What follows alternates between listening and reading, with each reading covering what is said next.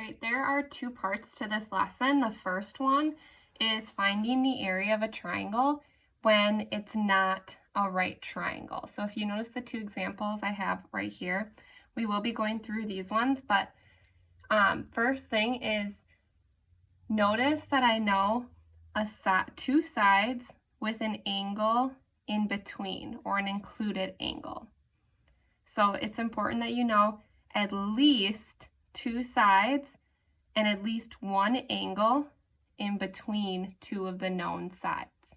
So if you think back to earlier, we did side, angle, side. So we're kind of looking for that same idea here, is we need to have two sides with an angle in between them. So just like here, notice the 30-degree angle is in between the 6 and the 8 here. So notice our formula, area equals 1/2 A times B times sine of C. Now hopefully you've noticed that letters are important, lowercase and uppercase letters. When we have lowercase letters, these would be the sides of the triangle. And when we have uppercase letters, that would mean an angle. All right, let's do the first one together. Now remember, we're doing area, okay? So with SOHCAHTOA, we're finding sides and angles. And with this formula, we're finding the area of each triangle. So for this first example, okay, we are going to start with our formula, A equals 1/2, and we put our two sides next. So 150 times 231, and then sine of the angle 123. Okay, now I just tell people to just type it into your calculator as is. Okay, 1/2 times 150 times 231 times sine of 123. And we get a big area because we have big sides. So our area is 14,529.97 meters squared because we're dealing with area. Okay, so that's kind of easy. Over here, okay, we're going to use the same formula. Our two sides, 6 and 8, go in for our A and B into our equation. And then sine of angle 30. Okay, and again, we can plug this in exactly as shown, 0.5 times 6 times 8 times sine of 30.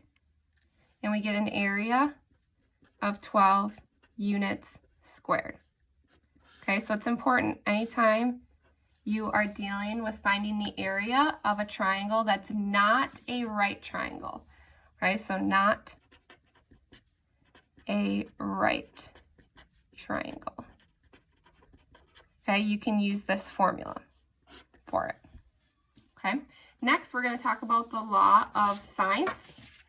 Okay, and the law of sines is, again, for non-right triangles. Non-right triangles. Okay, SOHCAHTOA was for triangles that were right. Okay, so the law of sines and the law of cosines that you'll be learning later, these are for triangles that are not right. Okay, so here we have that our corresponding, now remember, capital letters mean angles, okay? Lowercase letters mean sides.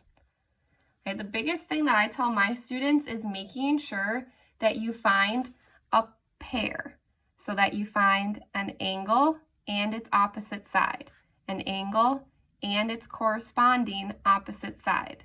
Okay, that's the key, is to find at least two pairs that you know. Okay, I think it's easier if we go through one because law of sines can be a little tricky. So we're going to go through this first example together.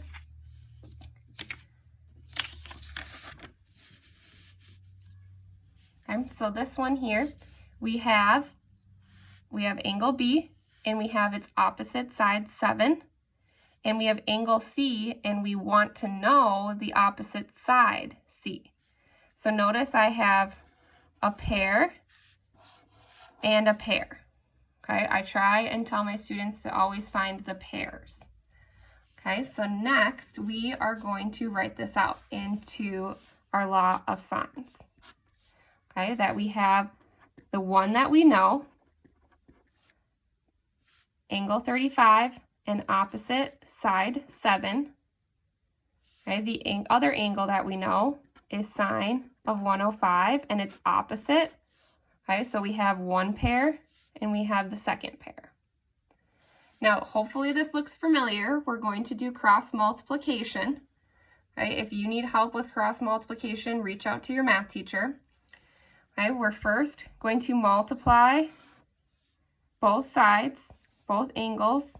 So we get 7 times sine of 105 equals c times sine of 35. And then we divide to get c by itself. So we're going to divide by sine of 35, divide by sine of 35. So we get c is equal to 7 times sine of 105 over sine of 35. And we can plug that into our calculator. Okay, so we get 7 times sine of 105 divided by sine of 35. And that tells us that we have a side length of 11.79 approximately for C. Okay, so I found two pairs first, right? I found a pair, an angle and its opposite side, an angle and its opposite side, and then I did cross multiplication. So I did 7 times sine of 105, and I did c times sine of 35. And then I wanted to get c by itself, so I did algebra from here. Okay, and I divided by sine of 35 over. Okay, and I just plugged this into my calculator, and I got approximately 11.79. Okay, over to the next one. This time we're going to be finding an angle instead of a side. So if you remember, anytime we're trying to find an angle, we're going to use the inverse function. Okay, we're going to set it up. Okay, we're going to find angle R. Okay, this is the one that we want to know. I'm going to call it X here. Okay, so we're trying to find angle R. Notice that I have a pair that I already know, an angle and its opposite side. So sine of 39, because the angle always goes with the trig function, over 28. And then the other pair, I want to know what X is, or R.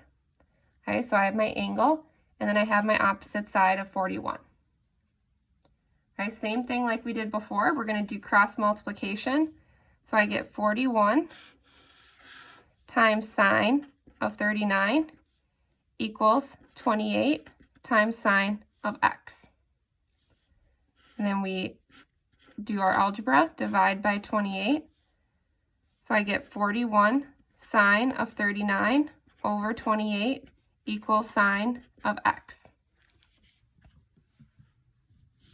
Okay, so then last, to get the X out of the trig function, we do the inverse. So I'm going to have sine inverse of this whole thing, 41 sine of 39 over 28 equals X. And then you can just plug this all into your calculator. Okay, so let's do that. See what that looks like. Okay, I'm going to start with the inverse of sine. Then I'm going to put parentheses around my 41 sine of 39, just to make sure that my calculator knows this is on the top, divided by 28, and I should get X to be approximately 67.15 degrees. Okay, so let's go back through that for 1 second. Okay, so I have, first, I found my two pairs. Okay, I did my angle and my opposite side, my angle and my opposite side. Okay, I did my cross multiplication, and then I did my algebra. Okay, 28 times sine of x, that's why I divided by 28, brought it over to the other side. And then to get rid of an x that's part of a trig function, you always do the inverse of what it equals.